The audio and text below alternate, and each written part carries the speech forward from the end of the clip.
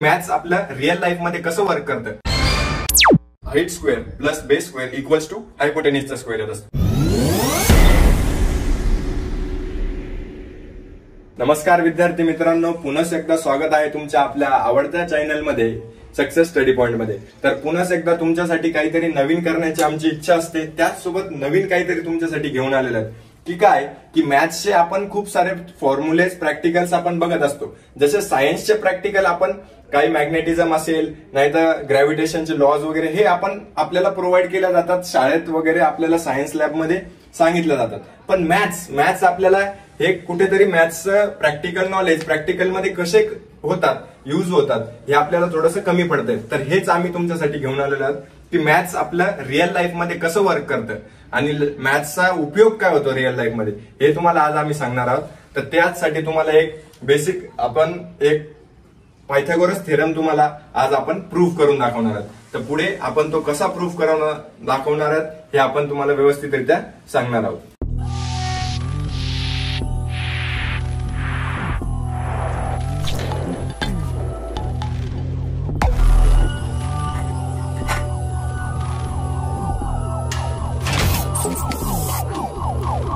बघा, तुम्हाला इंट्रोडक्शन मध्ये मी जसं सांगितलं होतं की आपण काय करणार आहोत की रिअल लाईफ मध्ये मॅथ्सचे काही प्रॅक्टिकल्स करून दाखवणार आहोत. तसंच आपण आजचा प्रॅक्टिकल मध्ये तुम्हाला जसे मी इंट्रोडक्शन मध्ये सांगितलं होतं की आपण काय पायथागोरस थेरम कसा रिअलिटी मध्ये रिअल मध्ये वर्क होतो हे आपण बघणार आहोत. तर त्याच्यात आपल्याला बघा की एक राईट अँगल ट्रायंगलला जर आपण हायपोटेनियस काढायची तर तिचा आपला स्क्वेअर काय असतो, height square plus base square equals to हायपोटेनियसचा स्क्वेअर येत असतो. तसंच आता समजा आपण ही लॅडर अशी ठेवली, तिथे ही सीडी आपण लावली, तर याचं काय आहे की हाईट आपण घेणार आहेत वॉलची लेंथ आणि बेस आपण घेणार आहोत याच्यापासून तर वॉलच्या लेंथ पर्यंत आपण बेस घेणार आहोत. आणि त्याचबरोबर आपल्याला काय मिळणार आहे, सीडीची जी लॅडर आहेत आपली तिची लेंथ मिळणार आहे. तर ही खरोखर मिळते का नाही मिळते हे आपण बघणार आहोत. तर चला आपण लगेच बघूयात, आपण लेंथ मेजरमेंट करूयात आणि लगेच बघूयात. तर बघा, आता आपण सर्वात अगोदर काय करणार आहोत की याची लेंथ मोजणार आहोत. तर बघा, इथून जर आपण लेंथ मोजली तर बघा आपण याची लेंथ काय मोजलेली आहेत, 8 म्हणजे हे कशामध्ये आलेले आहेत, फीट मध्ये. तर आपली लेंथ सरासर आपण काय केलेली आहे, फीट मध्ये मोजतोय. तर ही लेंथ काय आलेली आहे 8 फीट. म्हणजे आपण त्यालाच नंतर काय कशामध्ये कन्वर्ट करणार आहोत, सेंटीमीटर आणि मीटर मध्ये कन्वर्ट करून घेणार आहोत. तर तुम्हाला माहिती असेल का की 1 फीट म्हणजे किती मीटर होतात, तर तुम्हाला माहिती असेल तर आम्हाला कमेंट बॉक्स मध्ये कळवा.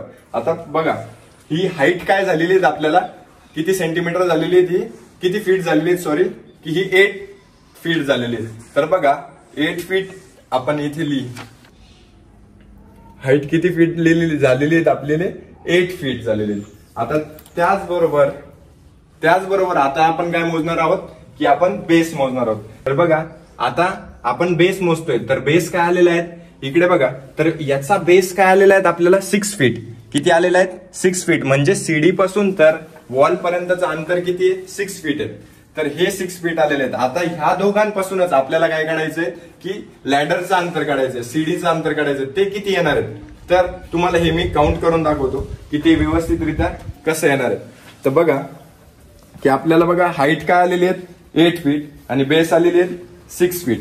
तर आपण जर 8चा स्क्वेअर म्हणजेच हाईटचा स्क्वेअर घेतला आणि प्लस बेसचा स्क्वेअर म्हणजेच प्लस बेस काय घेतला 6चा स्क्वेअर घेतला, तर इक्वल्स टू काय येणार आहे आपल्याला हायपोटेनियस म्हणजेच काय, हायपोटेनियसचा स्क्वेअर म्हणजेच काय, लॅडरचा स्क्वेअर.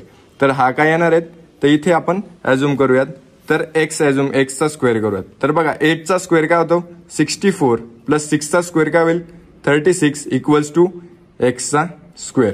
आता 64 प्लस 36 किती होतात 100 आणि याचा काय आहे एक्सचा स्क्वेअर. आणि दोघीकडे जर आपण स्क्वेअर रूट घेतलं तर √100 इक्वल्स टू √x येईल. म्हणजे हे काय होईल एक्स स्क्वेअर अंडर रूट आणि हे काय होईल कॅन्सल आणि याचा स्क्वेअर रूट काय येईल 10. मग एक्स इक्वल्स टू काय येईल 10 येणार आहेत. तर हा हायपोटेनियसच्या थेरमनुसार आपलं काय झालेलं आहे हे की लॅडरची लेंथ किती येणार आहेत 10 फीट. तर आपण हेच बघूयात की लॅडरची लेंथ खरं 10 फीट येते की नाही येते. ते आपण लॅडरची लेंथ काउंट करणार आहोत की हे खरंच वर्क करताय का नाही. आता आपण ही लॅडरची लेंथ काउंट केलेली आहे, याची किती आलेली आहे बरोबर आपली 10 फीटच याची काय आलेली आहेत, लेंथ आलेली आहेत, हायपोटेनियस आलेली आहेत. म्हणजे काय की रियालिटीमध्ये, रिअल लाईफ मध्ये जेव्हा आपण हे वर्क करतोय की हायपोटेनियसचा जो सिद्धांत आहे आपला, जो आपला थेरम आहे तो व्यवस्थितरित्या प्रूव्ह होतोय की आपण काय करणार आहोत की याचा हायपोटेनियसची हाईट आणि बेस जर आपल्याला भेटलं तर आपल्याला जे स्लॅन्ट हाईट असते म्हणजे क्रॉस मध्ये जे हायपोटेनियस असते ते आपल्याला नेहमी मिळणार आहे. तर बघा असंच हे सगळं प्रॅक्टिकल मॅथ्स प्रॅक्टिकल मध्ये आम्ही तुम्हाला समजून सांगणार आहोत. आणि तुम्हाला जर हे प्रॅक्टिकली आवडलं असेल तर नक्की लाईक, शेअर आणि सबस्क्राईब करा. अशाच व्हिडिओसाठी बेल आयकॉनलाही प्रेस करायला विसरू नका.